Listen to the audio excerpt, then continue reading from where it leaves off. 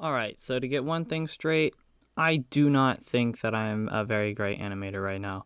I am far from ever being able to say that I've mastered the form of animation. I kinda am still just barely getting used to drawing on a tablet. And, I've only been animating for about 2 years, 3 years or so. And the progress has not been able to be shown for that 3 years or so. So I know the basics. And if you're just looking for a simple video real fast to try and figure out the basics of animation, then here you are. Other than those other videos, like the 12 principles of animation, which do have a big point in all of these like little videos that all get made, is squash and stretch, frame by frame, fucking in-betweens. All of this is a very important deal. And yeah, let's just go ahead and get into the video. Okay, so as you can see, I have a simple program pulled up here. It's known as Krita. It's very simple to use, free, and great for animation. And this isn't going to be a Krita tutorial today. It's just going to be me talking about the simple basics of animation. But yeah, like I said, it's a very good program for starters, especially if you're just trying to get animations done, because it offers multiple layers. It offers, let's see, mostly the multiple layers option was the big reason I wanted to take it, because I started in Fire Alpaca, which doesn't give you the option for multiple layers, but was very, very smooth on its drawing. But I'm getting into a whole subject on programs, and I say, why don't we just get into the meat of it? Let's talk about some animation.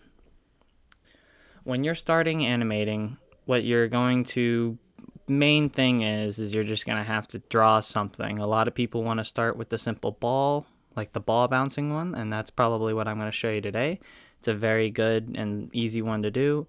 There is also the line one where you can just start with a little line and then draw it moving across the page ever so slightly. It's a lot easier than the ball one, but the ball, it brings in more of the elements of the 12 principles of animation, like I said, and it brings in squash and stretch, a bunch of other stuff. And whenever I'm showing you guys the ball, let's see, so we'll draw we'll draw this, and I'm going to put it every 3 frames. That way I can give myself at least one in between every single time, because I like to have some space whenever I animate. So just don't worry about it. You can always move your frames whenever you're going through. Also, you might see me redraw these a couple times, just because you can't draw perfect on the first time, and I'm certainly not gonna make it perfect just because I'm trying to get a quick video out there. But yeah, what you're gonna do is while you're dropping the ball, if it's coming from this point down to the bottom area, it's going to it stretches along as it goes. Faster it moves, you can kind of disorient. Sorry, that's not a real word. You can kind of disorientate, or I guess manipulate, how the drawing looks to best fit how it goes. It's like in an anime, like whenever you see Sasuke reel back for a fireball jutsu. He gets that big bloated face, he kind of yoinks his face backwards a bit, and if you pause it at just the right moment, you can see a very funny looking version of Sasuke. And that is because of the squash and stretch feature in animation. Whenever you're giving something more of an exaggerated movement, you can kind of mess with how it looks a little more in the in-between frames. Because one frame is very fast. It takes 24 frames per second. So if you want a whole second of something to go by, you're going to have to animate 24 frames. You can also change this in most of your animation programs. It'll give you a frame rate option, and you can change it from 24 to 12 to whatever you need best comfortable for your shooting. Most people run on 24, but if you need to make your animation look better, or you say you maybe animated it and it came out a little slower than what you wanted, you can just go back in and mess with the frame rate a little bit, playback speed a little bit, and you'll be able to get your animation moving a little faster than you were expecting. And the best part about the entire program that I'm using today is my favorite part is the fact that I have multiple layers, so you can add color to your animations now. It's very easy, for at least I can add color to my animations now, and it's very easy, it's fun. With this new tablet, it's made it a lot easier for animations to be made for me.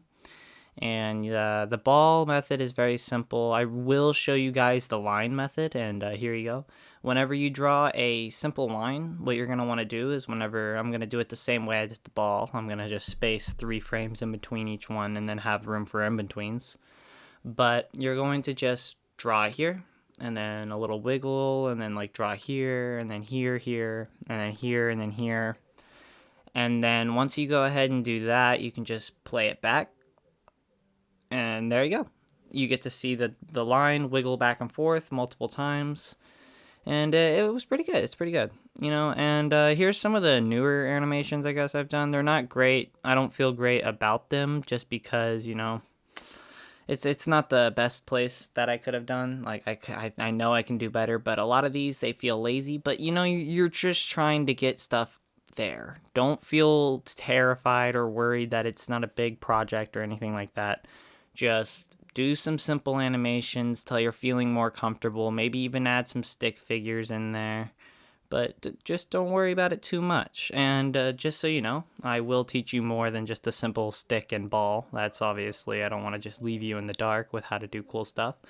So you might see in a lot of shows or cool things like that, you see them like kind of take a stance and then vanish because they're really fast. They're fast characters. Well, I'm going to show you how to do that real fast, too. So first, we're just going to draw our little man, and here we go. Let's see. We're just going to draw him like this. And we're going to go ahead and just have him move ever so slightly.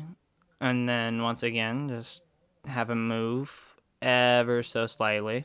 And now that he's in more of a, like, leaned down, prone almost kind of position, what we're going to do is new frame, and with the thankfulness of our onion skin, we can just kind of add multiple lines where he used to be. And I'll leave some spaces in between as well. You don't want to just like line out his entire body. Sometimes that can make a cool speed effect, but you know, right now we're just trying to keep it simple.